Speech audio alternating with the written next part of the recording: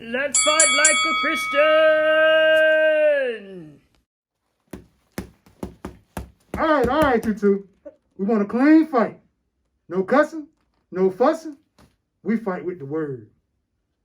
Welcome back, and God bless you. I am Minister Sherri Knotts, I'm Minister Lonnie Harris. and we just want to talk a little bit more with you about fighting like a Christian.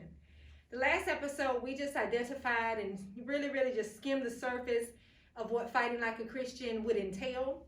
But this episode, we would like to talk with you about how we fight like a Christian.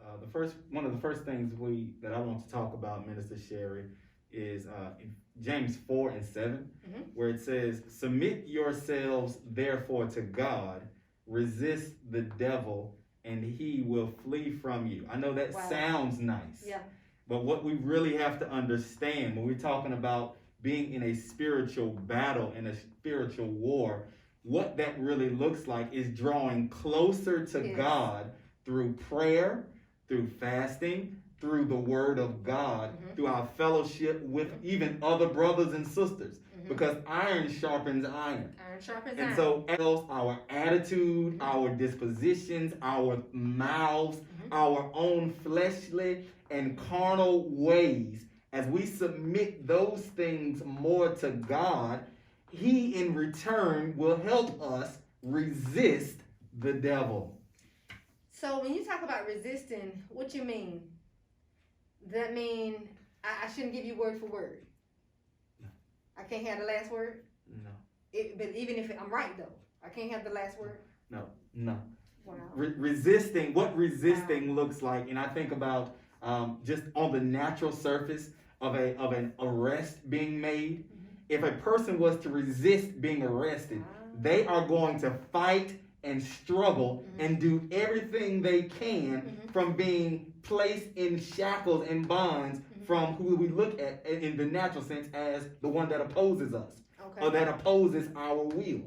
And so in the same spiritual sense, when we're talking about resisting the devil, we must be ready to fight. We must be ready to war. We must be ready to pray. We must be ready to fast. We must be ready to do all of these things as a means of resisting the devil.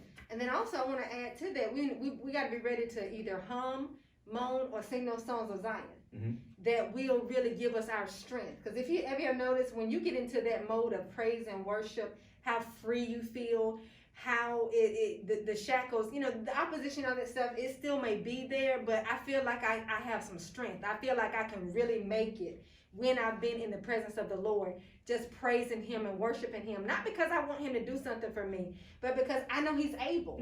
So as long as I'm praising him, and God, you are a big God. God, they talking about me down on the job, they're talking about firing me, or somebody made up these accusations, but God, you're greater than that. You are truth, right? So you're able to lead us in all truth. One thing I want to point out, Colossians 3:8, Ephesians 4:31, and 1 Peter 2:1-3, they all basically have the same statement. And that statement is, "But now ye also put off all these, anger, wrath, malice, blasphemy, filthy communication out of your mouth." Now, there's something for everybody in this verse, right? So, and like I said, basically all three of those Bible verses that I gave identify the same things. This is how we continue to fight like Christians. I'm not going to carry your business and turn it around like people often do. I'm not going to, paint the town with your business.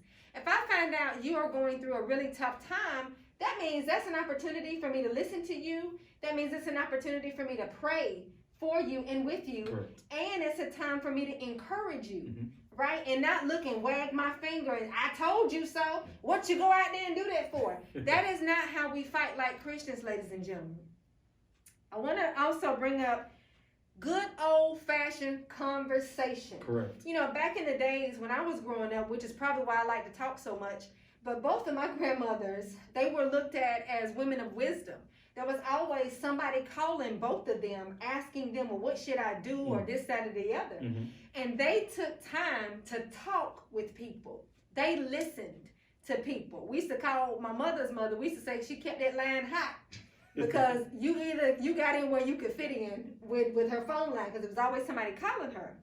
And that means that you're going to talk, I'm going to listen to you. I'm not going to interrupt you. What I usually ask people to do, get your good old pad and pencil or paper or whatever. Take some notes so that while you're talking, I'm actually still in the conversation, right? And then as I talk, you would listen, okay? And then we can come to some kind of agreement. And ladies and gentlemen, I want you to understand that even though we're striving to hurry up and get this taken care of, one conversation may not do it. We may have to have several conversations, but with each conversation, we need to see some progress. Correct. Yeah. I think one of the things you talked about, if you look at Romans, the 12th chapter, verses 17 through 21, ultimately the latter part of that text talks about overcoming evil with good. Come on. And so ultimately what we're talking about is someone being the bigger person in this dialogue, in this conversation, someone humbling themselves, going back to what we talked about a few weeks ago, someone humbling themselves and saying, hey, I'm going to do the right thing. I'm now going to do what is right.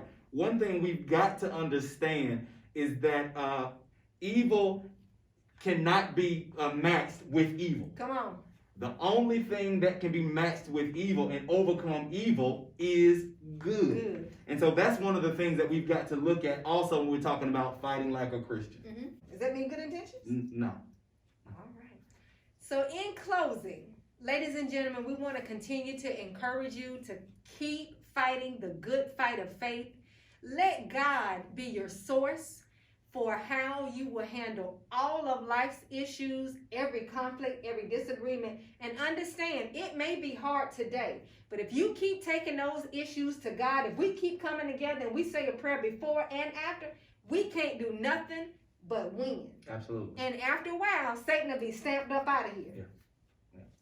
Also, just putting on that whole armor. That's something Dr. Lynch has preached the sermons about the last few weeks, last few months. They put on the whole armor of God. That's a part of submitting to God and resisting the devil. There's we're in a spiritual fight, a spiritual battle. We cannot fight and war by ourselves or in our own power. We must submit to the power and the authority of God. Join us next week for our next segment on Fighting Like a Christian. God bless you. We'll see you soon.